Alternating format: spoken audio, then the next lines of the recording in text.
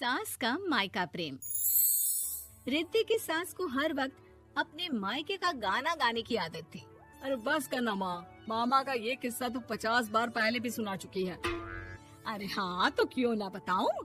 तेरे चाचा तो उस वक्त हाथ झाड़ कर खड़े हो गए थे। तब मामा ही था तेरा जो आगे आया और मदद की। देखो अब ठीक है ना, जो हो गया सो हो गया। क्यों एक बात को हमेशा गाती रहती हो। अब तो बहू घर आ गई है, उसे तो सबको मान कर चलना है ना कि सिर्फ सास का मायका ही समझेगी वो।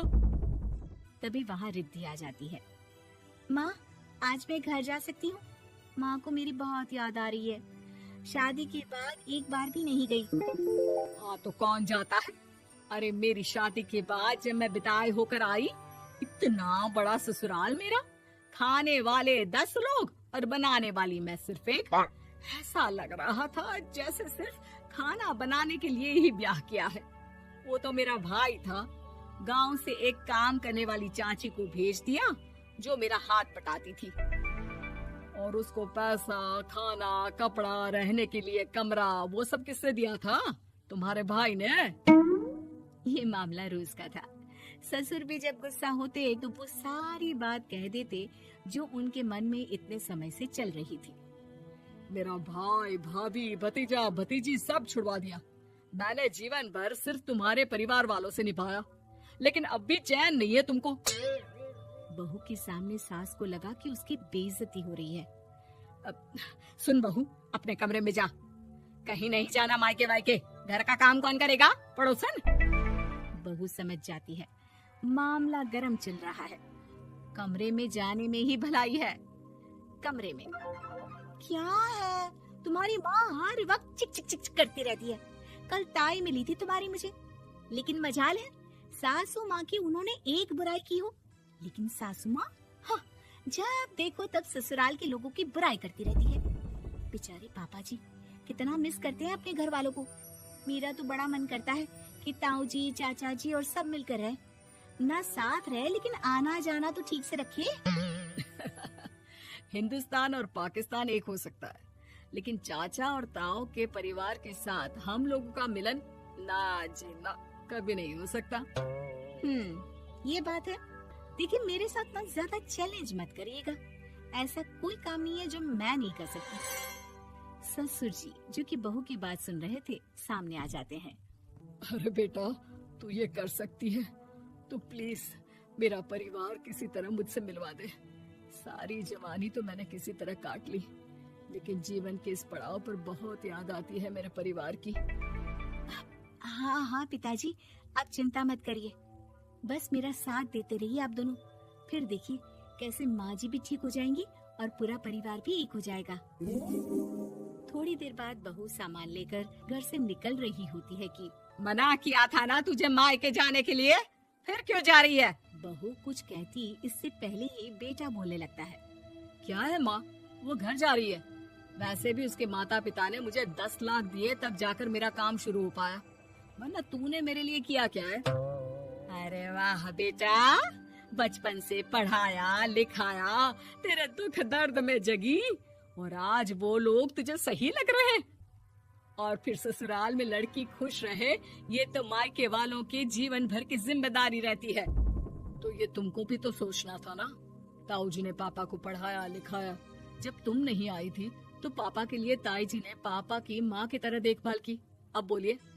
अरे तू कुछ नहीं जानता बेटा, तेरे पापा को सब पता है, तभी वो उन लोगों से वास्ता नहीं रखते। मैं उन लोगों को जानता हूँ, लेकिन मैं तुम्हें नहीं जानता कि तुम्हारे मन के लायक काम नहीं हुआ तो तुम घर की शांति बर्बाद कर दोगी। सास जोर जोर से चिल्लाने लगती है। तभी वहाँ सास का भाई आ जाता है। अरे क्यों आप लोग मेरी बहन को परेशान करते रहते हैं? पहले ये जीजा कम थे, जब बहू भी आ गई। बहन, मैंने तो 30 साल पहले ही बोला था, अपना हिस्सा ले और छोड़ इन लोगों को, चल अपने साथ। बहू समझ जाती है कि मामा ससुर की नजर किस पर है। देखा, तुम लोग मुझे अकेला मत समझना, मेरा भाई खड़ा है आज भी मेरे लिए। बहू मायके जाती है और आते वक्त साथ में एक नौकरानी ले आती है। अरे बहू, कुछ खाने को दे दे। अरे आंटी, क्यों भाभी को परेशान करती रहती हो? उनके भाई ने मुझे जिम्मेदारी दी है। किसी भी चीज की परेशानी नहीं होनी चाहिए भाभी को। जो चाहिए मुझे बोलने का। आय हाय, बहू के मायके वालों का इतना दखल। ये मेरा घर है, कोई कल का आए इसे पूरा कैप्चर कर ले, ये बर्दाश्त नहीं होगा मुझसे। क्या हो गया सासू माँ? क्यों सुबह सुबह चिल्ला रही हैं? चमेली, ओ चमेली, क्या कहा था मेरे भाई ने तुझे? अरे दीदी बहुत तेज है आपकी सासू माँ। मैंने तो बोला कुछ चाहिए तो मांग लो मुझसे।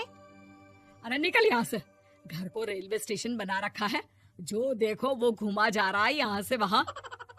ये कहीं नहीं जाएगी। ये जाएगी तो घर का काम कौन करेगा? मैं। हाँ, और क्या करती हैं बहुएं?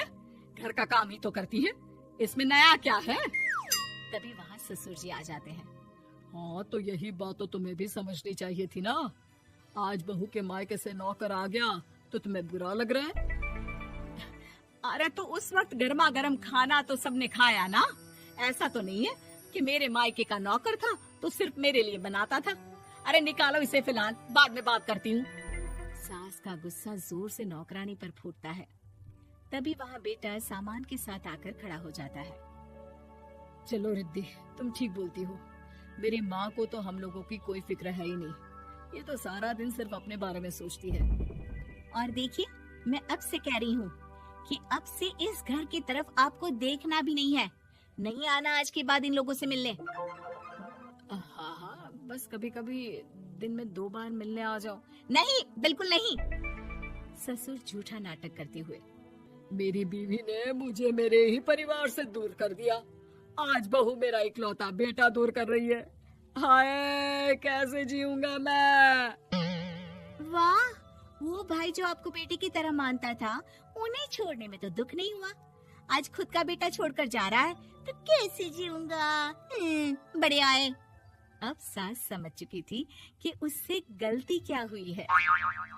मुझे माफ कर दे बहू, अब मेरी समझ में आ गया कि अपनों से दूर कर बीवियां पति का भला नहीं बल्कि उन्हें जीवन में अकेला कर रही है। मुझे माफ कर दे, मैं अब सबसे माफी मांग लूंगी। ससुर जी दूर से बहू को थम्स अप दिखाते हैं।